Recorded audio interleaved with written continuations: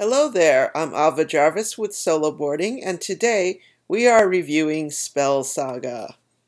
In Spell Saga, you are the last minstrel, a hero in a post-apocalyptic fairy tale where you are searching for the lost weather guard and the missing musicians. The world has ended and you are seeking truth and meaning, and through various places, playing magical songs,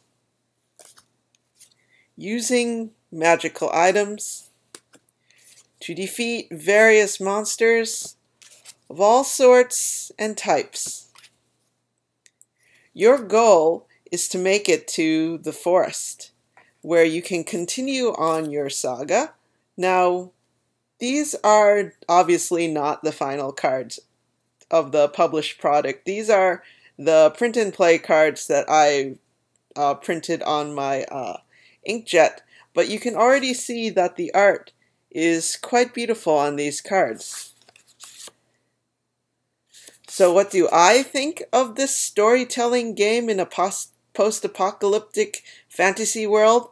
Let's find out. Here's the Playload.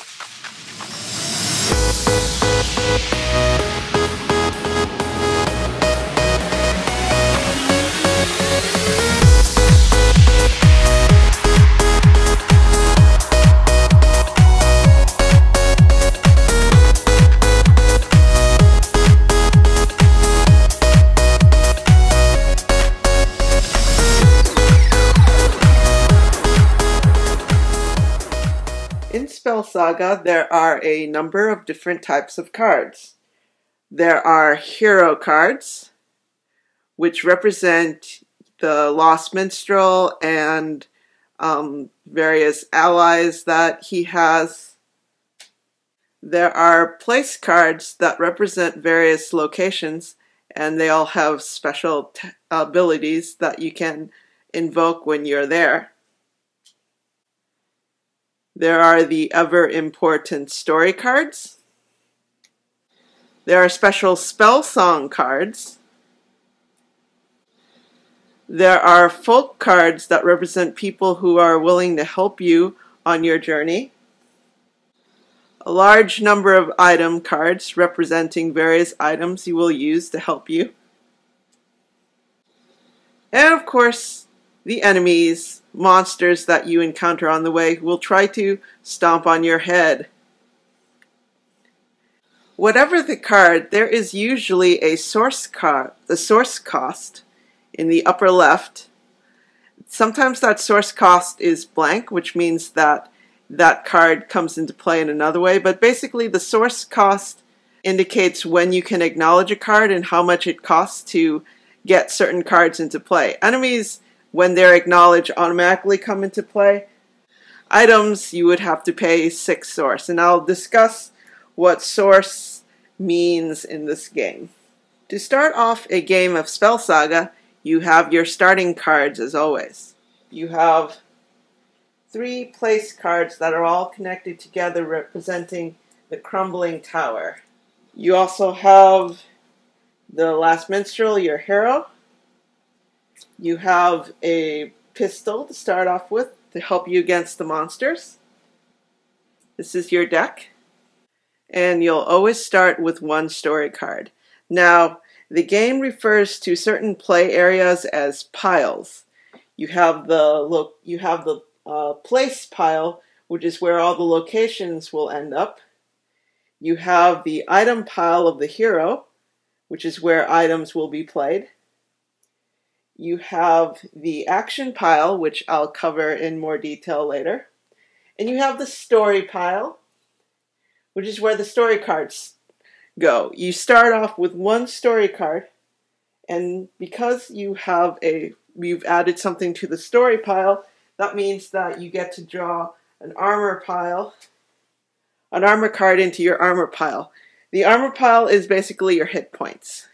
Then there is the source pile that runs below this, and I'll discuss more about that in a moment. You're also going to need something to represent the last minstrel and his friends. So you will want a little token or something. I'm going to use a die. The structure of a turn is this. Move to one location. This is mandatory. You can't usually stay in one place. So we're just going to do one move up the tower, since that's the only place we've got to go. If there were any items that were flipped down because they were used, we flip them back up. We read and we follow the rules on the card. Here it says that when we visit this place for the first time, we search the deck and draw out all the place cards with a source cost of 3 or less, and put them into play in the place pile. So let's do that. A note about the place pile: it's actually a circular pile. You can't go crossing across the circle, but you do have a choice in how cards are added to the circle. Right now we're traveling up the tower. All these cards are attached to each other, so we're able to travel along them. So now that we've followed the rules for the place card, we draw one card per hero. We've already got one hero, so that's all we'll draw. But we don't look at it yet. We need to choose whether to put it into the source pile, which becomes our money for putting cards into play, or we can draw it into our hand, at which point obviously we can look at it. Since even if we had a card in hand, we can't do anything without anything in the source, I'm going to put it into the source pile. And now here's where the action pile comes into play. After you've drawn your one card per hero, you draw another card per hero into the action pile, which is sort of a temporary place where things will pop up and you may or may not have to deal with them. Right now, the size of the story pile is 1, so we can't acknowledge this enemy, which has a source cost of 5. So what happens is that at the end of the turn, we just cycle the enemy. Cycling just means that we put the card on the bottom of the deck.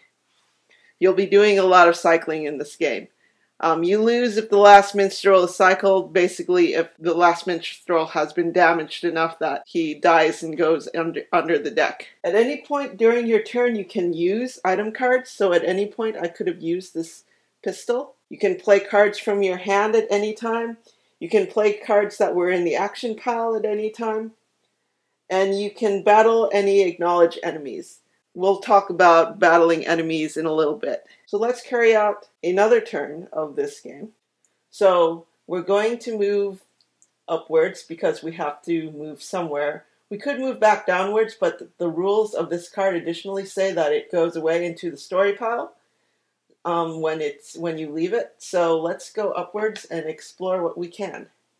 This crumbles away, goes into the story pile, and remember, whenever you add a card to the story pile, you immediately draw an armor card from the bottom of the deck. So now our hit points are 2, and we acknowledge things that are 2 or less for their source cost. Now coming here means that we need to search for the item called the broken loot. So we've gotten the loot, and now we draw.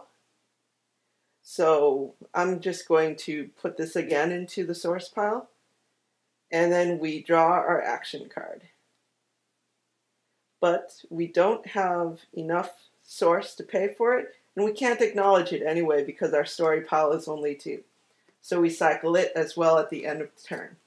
Now we leave the tower, or at least we go back down to the base of the tower.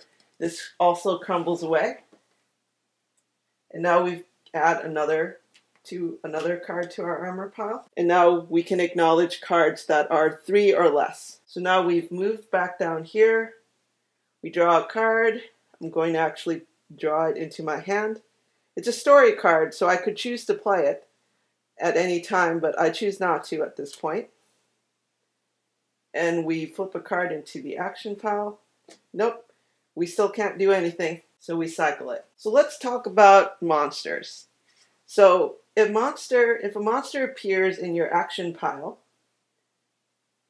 and you are able to acknowledge him because that enemy's source cost is less than or equal to your story pile, that means you must battle the enemy. The enemy has an armor value of 2 here and an attack value of 2. If you do not succeed in attacking the enemy and destroying him, he will deal attack damage to you. And these 2 damage means that these 2 cards will go away from your armor pile and get cycled. So let's use our pistol. To use an item, we have to flip it over. It says to cut the deck. We cut the deck, and the source cost of the card that we cut is 3, which is larger than 2 armor. So we've defeated this enemy. We get the prize of this card, and we put the enemy into our hand. There are cards that later on make use of enemies that are in your hand, like the red song. So that is useful to know. And that is basically the game. A lot of the game develops from the cards that you draw. So that's Spell Saga. Now, my final thoughts. I liked the art of the game. It's evocative. It sets the mood for the piece. It perfectly ties into the story that they're trying to tell. I also like what this game is trying to do and the challenges it makes to traditional game structures. It's different. It's a change of pace in the world of auctions, fantasy dungeons, and worker placement farming games. There is a lot of deck manipulation and manipulation of the various card piles. You need to master this manipulation in order to win, and knowing how to do that is a skill you'll gain over multiple games. The most unusual part is that you are allowed to search through the deck without shuffling it afterwards, so that allows you to do a limited look ahead, even from your first few turns, to see what's coming up.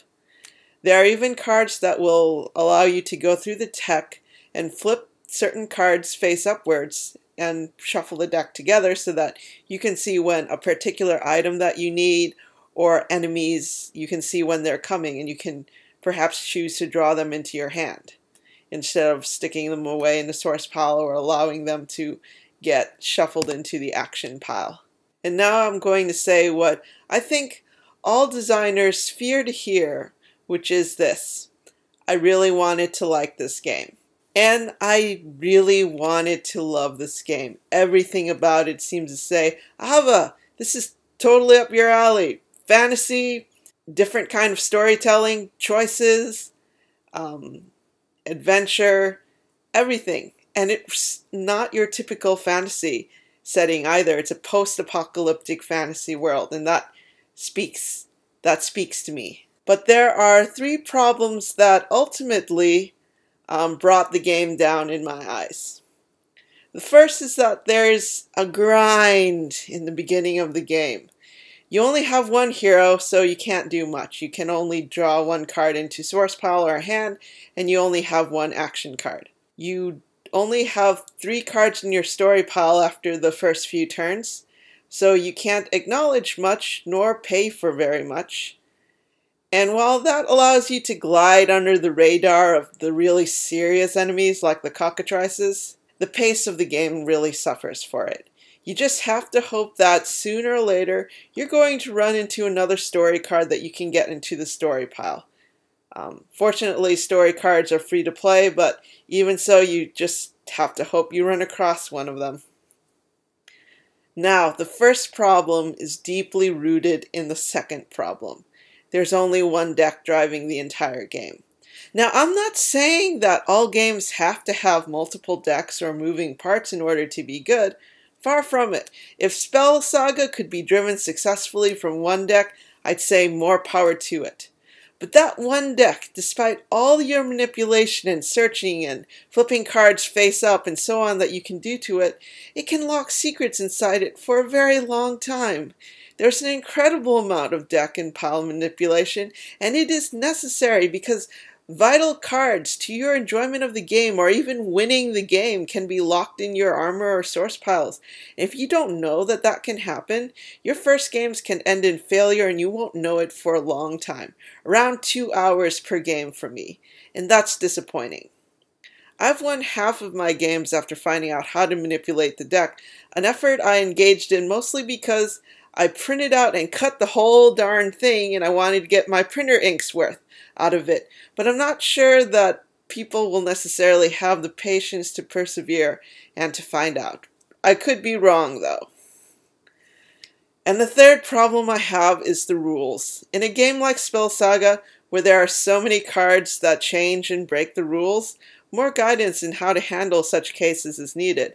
For instance, the rules don't actually say don't shuffle unless you are told to. That's something you have to come up with your own. I mean, in so many games, you search through a deck and you shuffle it. It's a natural thing. It's not pointed out in this game that if you do that, you will have long games of losing a lot. The rules don't say draw armor from the bottom of the deck, and it actually says the top of the deck. But the cards directly contradict that. They say draw from the bottom of the deck. And I think it makes more sense to draw from the bottom of the deck, because at least you know what's on the bottom of the deck. So you know what's going on into that armor pile. And as well, the rules don't have a strategy guide, something that's badly needed, or people are going to spend the first several hours of game lost. Now, being lost in a game is not a bad thing, but being lost and having a pace of grinding in your game, that's not a good thing. And the grinding didn't get any better when I got more knowledgeable about the game. It just didn't go away. There was nothing I could do to make it faster, to make that stage not last as long. And that was underwhelming to me. Now, there are some controversies that the designer has addressed, like the fact that the female hero is called the Lover, which is not exactly an occupation like the Last Minstrel or the Lost Paladin, and it's not a description like the Pixie. You can read more in the Kickstarter comments, but I pretty much have made my peace with it. In the end, this game that I wanted to love so much underwhelmed me in several serious ways. And I just cannot give this a seal of approval. But there is enough innovation that Spell Saga gets the solo boarding seal of almost. You were almost there, Spell Saga. You were almost there. I just wish you were all the way there. This is Ava Jarvis signing off from Solo Boarding.